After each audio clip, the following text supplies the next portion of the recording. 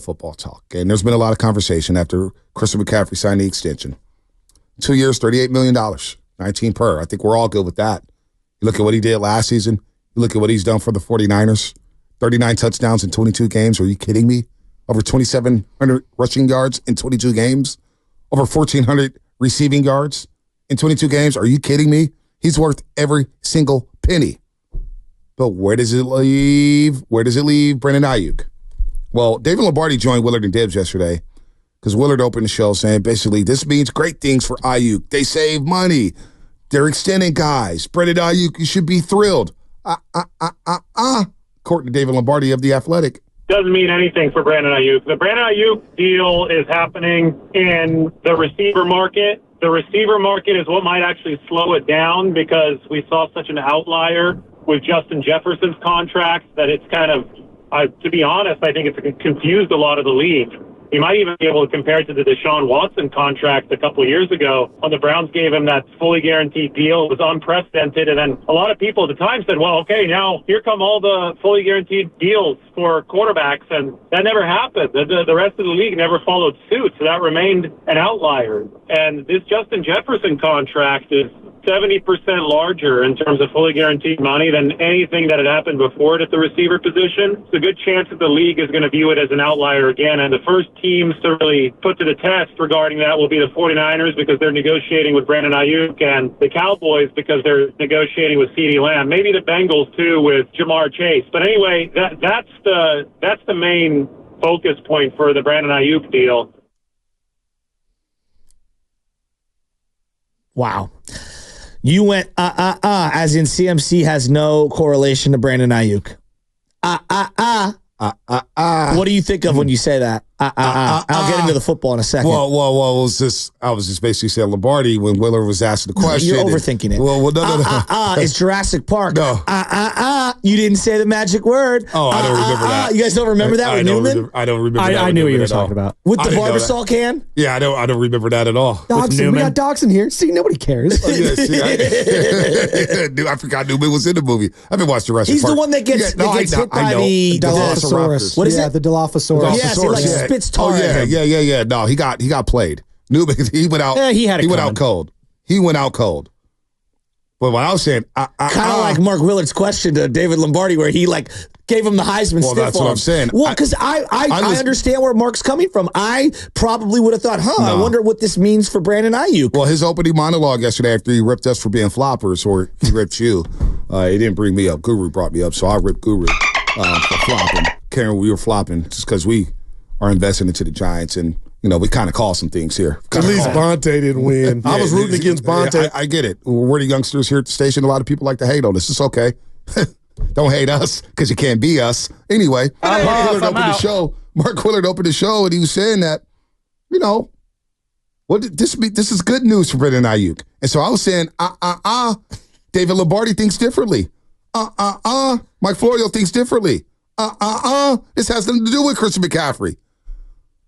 But how do Niner fans feel right now? Because this thing could get nasty. You don't think there's any, honestly, you don't think there's any correlation, either they're gonna or not gonna pay him based on CMC? Like, I think are they all independent deals? Absolutely. But at the same time, you're juggling and balancing the books. And so, prioritizing this guy to free up money in this calendar year to pay that guy, those things do happen. But before McCaffrey got his money, before anybody knew that McCaffrey may have held out for a contract, because it was funny. Florio brought up, why did he miss OTAs? Oh, he's getting ready for a wedding.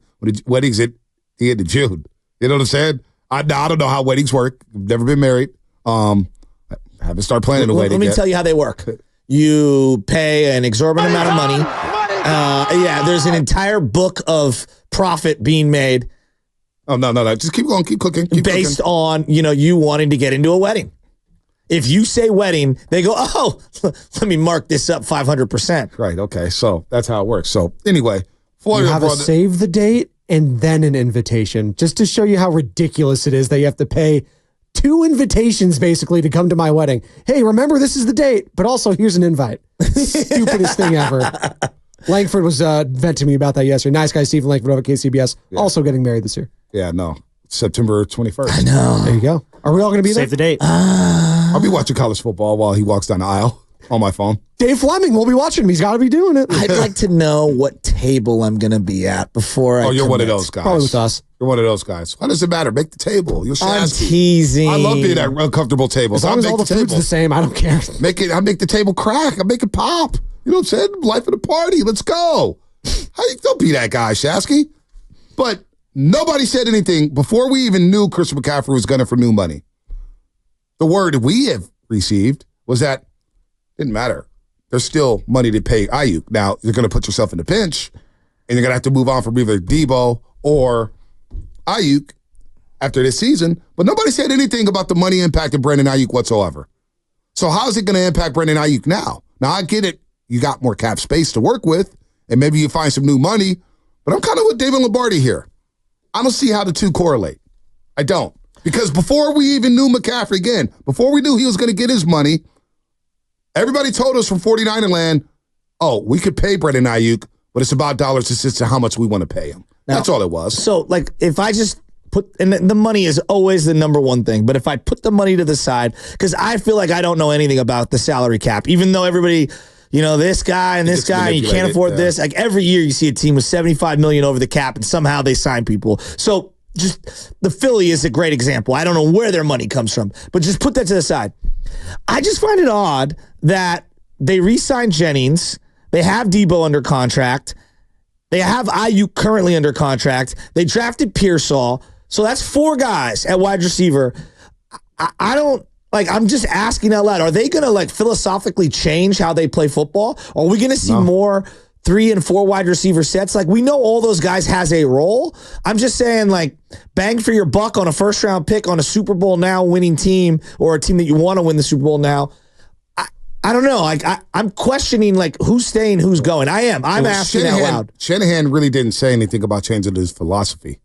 So they're going to do the things that they've done to win a lot of football games. As they should. Yeah, so I don't see him just all of a sudden, hey, we're coming out in 5 wide, we're going to run no huddle. All of a sudden, we're going to see the K-gun in Buffalo. Hey, Purdy, 11, 11, 11. On the ball, But you get what I'm saying? Like, when you draft Pearsall, that's something, okay, down the line. And then you sign Jennings. I mean, maybe they were going to do all these things anyeanyway.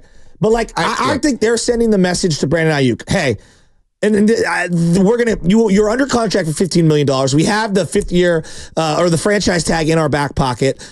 You're going to play for us at this number for 1 year, and we're going to move you next year like T. Higgins. Well, that's the feeling I get. But they do have an eye on the future. And the future involves Brandon Aiyuk and Deebo Samuel. And Mike Silver yesterday had a tweet, and I think he's right. I think he's right on the money about it. About what's going to go down after this season. And they're basically going to have to pick between Deebo and Aiyuk. So that's why you draft Ricky Pearsall. Maybe you get him the system, and maybe he doesn't have the rookie season that we all envision. Like, do I expect Ricky Pearsall to win Rookie of the Year? I don't. If he catches more than 50 balls, I'm like, whoa. 50 balls? Yeah, like, that's what I'm saying. Like, my expectations for him. Of passes last year. Well, that's what I'm trying to explain here, Shasky, is that I don't expect him to do a whole lot. Yeah. I know how the fans are going to react. Oh, you drafted Ricky Pearsall. He had 20 catches this year. Have an eye on the future. Get him in your system. Let him bulk up. Let him learn the system, because they always say Shanahan's system is complicated, especially for the wide receivers, which is why Brandon Aiyuk was in the doghouse, right? Wouldn't get things done. They have an eye on the future. So you draft Pearsall, you have him ready to go once Deebo or Aiyuk does move on. But Michael Silver, here's a short version, and I want you to get your opinion on this. He tweeted out yesterday at about 11:37 a.m. Very short version of where things stand with the Niners and their receivers. They drafted Pearsall in the first round. He's a big part of the present and the future, which I do agree with. Number 2, if Aiyuk ends up taking their best offer, Deebo will be gone after 2024. I think Deebo knows that, and I think everybody knows that. Number 3, so I agree with number 2. I agree with the first 2 points. Number 3, if Aiyuk doesn't take their best offer and plays on the 5th-year option, it's Hunger Games between him and Deebo to see who stays behind beyond 2024.